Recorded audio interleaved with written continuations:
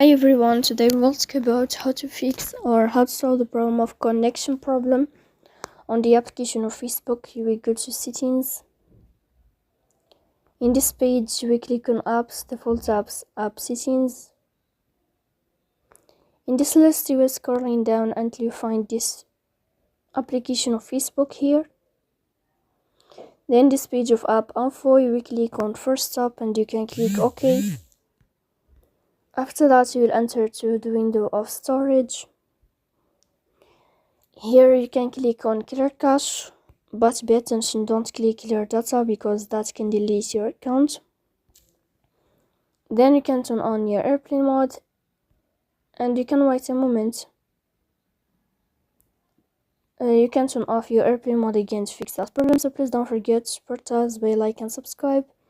See you next time and thank you for your watching and your attention.